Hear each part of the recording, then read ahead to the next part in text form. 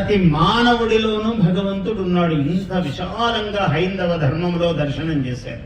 ప్రపంచంలో ఎవరికి ఇంత శక్తి లేదు. వాడికి నువ్వు దేవుడు కాదు, నువ్వు దేవుడు కాదు, నువ్వు దేవుడు కాదు, అసలు మీ దేవుడు ఎక్కడ ఉంటాడు అంటే వాడు అడ్రస్ చెప్పలేడు. మనకేమో కైలాసం అని పేరు పెట్టాడు, సత్యలోకం బ్రహ్మలోకం అన్నాడు, వైకుంఠం అన్నాడు, నీ ఇష్టం రా అన్నాడు. మేము వైకుంఠానికి పోయి అక్కడ చూస్తామని అంటే అక్కర్లేదురా, భూలోకంలోనే వైకుంఠం ఉంది అన్నాడు. మేము అంత దూరం పోలేమనంటే భూలోకంలోనే కైలాసం ఉందిరా, మేము కాశీ దాకా పోలేమండి. అరే ఇక్కడే కాళేశ్వరం ఉందిరా, నేను కాళేశ్వరానికి కూడా పోనండి. ఎవడో ఒకడు ఉన్నాడు మహానుభావుడు, నేను పోనన్నాడు.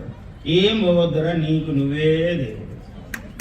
సోహం భావేన పూజయేత్ కన్నడ హంస హంస పరమహంస సోహం హంస సోహం హంస హంస హంసేతి యో బ్రూయాత్ హంసో నామ సదాశివః. హంస అన్నాడు, సోహం సోహం సోహం అని అంటున్నాడు. ఈయన హంసో హంసో అంటున్నాడా, సోహం సోహం అంటున్నాడా తెలియదు.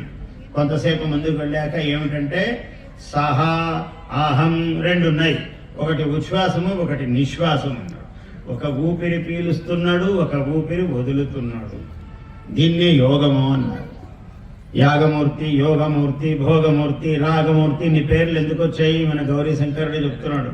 గురువు గారు ఆయన పెద్ద రాగమూర్తి, యోగమూర్తి, ఈయన యాగమూర్తి. ఈ పేర్లన్నీ ఎట్లొచ్చాయి అంటే అమ్మవారి యోగ స్వరూపిణి. చిదగ్నికుండ సంభూత, దేవకార్య సముద్యత. దేవకార్యము కోసమే వచ్చింది ఆమె, వేరే పనులు ఏమీ లేవు. దేవకార్యం ఎక్కడ జరిగితే అమ్మవారు అక్కడ ఉంటుంది. ఏమిటి దేవకార్యము? యాగము, యజ్ఞము, భజనము, సేవనము, కుంకుమార్చనము, సద్భావనము.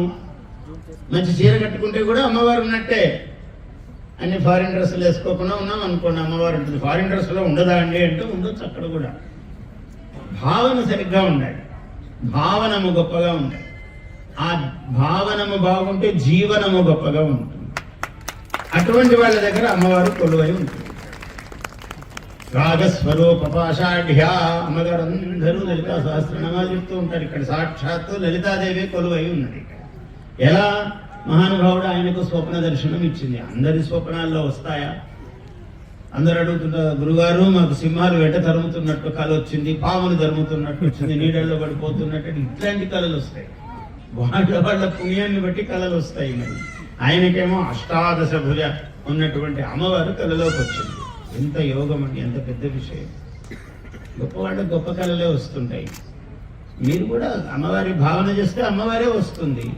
ఎప్పుడు భయము, పక్కింటివాడు, ఎదురింటివాడు, మన వెనకింటివాడు, ముందింటివాడు, వాడు 2 అడుగులు ముందుకు జరిగి గోడ కట్టాడు, ఇవే ఉంటే ఇవే వస్తాయి.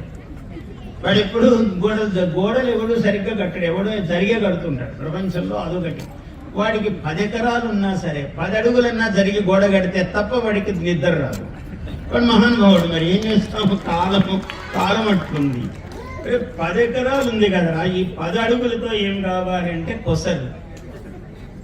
పాపం 10 కిలోలు బేరమాడి వంకాయలు కొన్నాడు. ఓ 4 వంకాయలు ఇలా వాడు చూసో చూడకుండానో ఇలా వేసుకుంటే తప్ప వాడికి ఆ పప్పు, ఆ వంకాయతో పప్పు అన్నం తిన్నట్టు ఉండదు. వాడికి ఏం చేస్తాం? వాడి జాతకం, వాడి జన్మ విశేషం. మహాత్ముడు అట్లా పుట్టాడు, వాడి పుట్టుకలోనే అది ఉంది విశేషం. అందువల్ల ఆమె అవతల కూరగాయలు అమ్మే ఆమె పాపం ఏదో కష్టపడి తల మీద పెట్టుకుని లేదా బండి దోసుకొని వస్తే 10 కిలోలు కొన్నాడు కదా.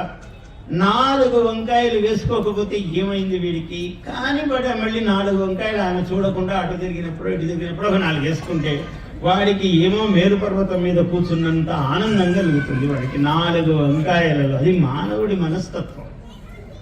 అందుకని ఇట్లా మనం ఈ ప్రపంచములో విషయాలుంటే అవే వస్తాయి మనకు స్వప్నములో. Please subscribe to our YouTube channel. Like and share this video.